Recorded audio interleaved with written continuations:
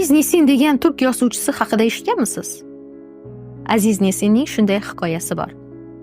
Bir erkak oilali, farzandlari bor, yaxshi joyda ishlaydi va u bir kuni bir oilasidan ajrashgan beva ayolni yoqtirib qoldi.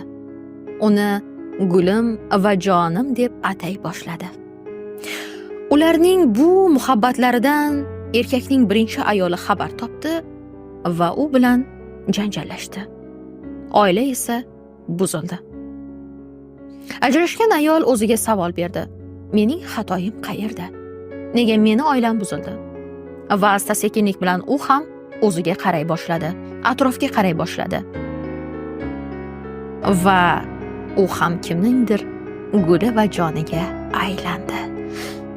U erkakning ham oilasi bor edi.